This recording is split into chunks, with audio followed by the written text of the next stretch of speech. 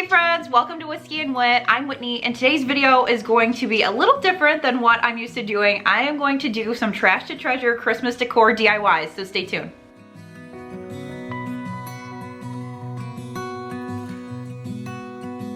Project number one are these Faux Farmhouse Crocks. I've been hunting for these everywhere, and when I find them, they are super expensive, if I can even find them at all. So I was recently in a Goodwill and I saw these utensil holders. When I found that one Crock, I did pick that little one up, but I decided that I was going to try to make these into faux Crocs. Didn't know if it was going to work, but we were going to try it. So step one was to give them all a deep cleaning. COVID and everything, I also clean everything from Goodwill regardless of COVID, but there were a lot of reasons to use some super hot water and clean it. Then I grabbed this Rust-Oleum in smoky beige satin spray paint just from Walmart, and I gave all of them 2 coats to make sure everything was covered up. You're going to want to make sure that you have something with a primer in it, and that's how you're going to get that full coverage that you see here. Once that dried, I grabbed some multicolored texture Rust-Oleum paint, also from Walmart, and I went through in kind of a no rhyme or reason, different angles, different lines, just to give some texture to it, to give it that salt glaze look. So as you can see here, it's actually a texture on the outside. Once they were dry, I brought them inside, plopped in some trees, and these look awesome. They were so cheap to make. I think they look really good. You can throw in whatever kind of tree that you want. And honestly, they're $1.5 billion when you find Crocs at other places. I might also think about adding some blue lines to them to make them really look like Crocs, or some stencils, but they look great as is. Also in the farmhouse realm is this hot cocoa little crate. I recently saw one like this at Michael's, but it was way too expensive because it wasn't on sale yet. So when I saw this shelf at Goodwill, I knew that that's what I was going to make it into. So same thing here, go through first and give everything a really deep clean. I'm just using some disinfectant here. And then I broke apart the sign. It was really actually easy. I just kind of jiggled the top and the bottom to get the different ends off. Then I also used some pliers to pop out those nails so that everything was laying flat. Then I gave it 2 coats of Waverly chalk paint to cover up everything. I also decided to go through on the top where I'm going to display it. I don't need to really care about the top, but I just wanted to do that in case I decided to put it somewhere else next year.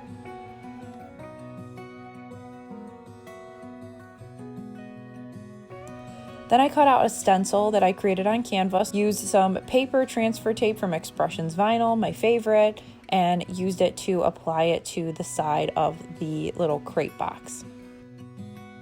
The hardest part for me about putting stencils on is getting it straight. I have such commitment phobia. To seal the stencil down, I went through with some Mod Podge, let that dry, and then I used a makeup sponge that I chopped in half to add my black paint and my red paint.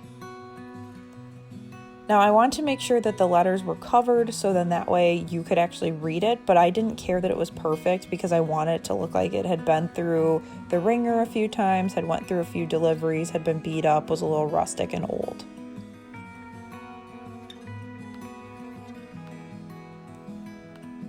Now the second I was done painting, I go ahead and peel off my stencil. Unless it's super wet, I just don't like to give it any time to really stick to the item past when it needs to be on there, especially because I'm using vinyl. So I peeled it off, and then I used my little Cricut weeding tool to peel everything back, get off all the little bits inside each word.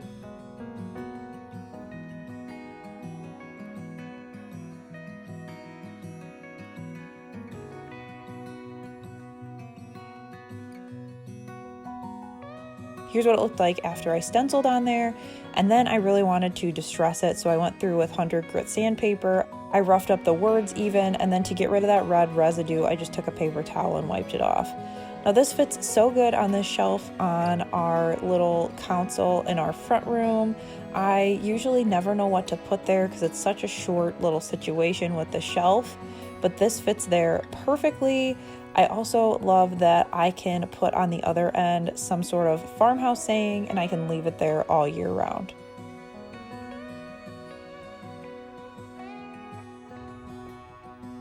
And the last project is this really fun abstract snowflake. So this started as this sign that it was in like the extra cheap bin, and I knew it had great bones. So I took some Goo Gun and cleaned off the outside because it was a little sticky, which is not fun, but I loved the little details on the frame, so I was willing to work to make it work. Then I also took some of that disinfectant that I used on everything else just to clean it. Then to create the shiplap effect on the back, I used some paint sticks I had on hand. So I laid them out and then went through and marked it so then that way I knew where to cut it. Then I took my paint sticks to my miter box and chopped off the ends so that I could kind of line up everything as shiplap. There was a teeny bit of a gap, but I wasn't super worried about it because shiplap is usually not totally all aligned perfect anyway. Then it was time to make my snowflake. So I have been influenced, you guys, so bad. Jennifer at Little Bit of Calm and Crazy and Courtney at Creative on the Cheap have been talking about these miter shears for a while. Jennifer had them, then Courtney bought them, and then I decided that I needed them. That tends to happen. I see what my friends buy and I just decide I need it too. Now, granted, they were so right. I totally needed these. They are just like I'm cutting through these sticks from Dollar Tree, these little dowel rods, like I'm cutting through paper. It is so nice. I've been able to cut through the little Jenga blocks for other things. So I went through, cut all the pieces for my snowflake. I just eyeballed it. I didn't measure anything. And then you can also cut at a 45-degree angle. So I cut the little bits on each side at 245-degree angles so it sat flush with the long piece of the snowflake. And those tools are amazing. I will link them down below. They came from Amazon. Thank you to those two for influencing me to buy those because I needed them in my life.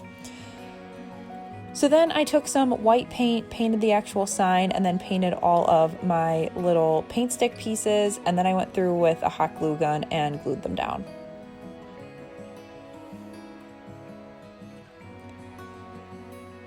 Then I used my hot glue again to apply all of my snowflake pieces. I ended up going through and trimming a couple pieces because when I laid them back down, they didn't sit how I wanted them to.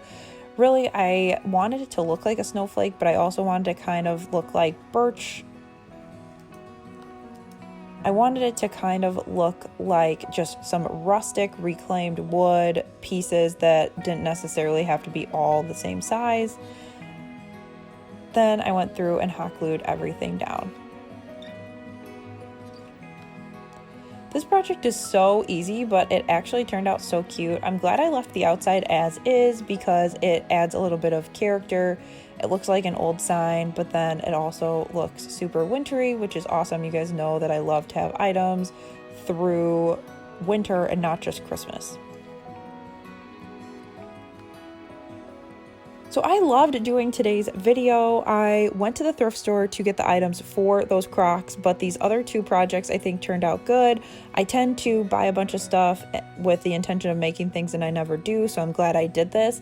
Let me know down below if you would be interested in me doing more of these Trash to Treasure videos.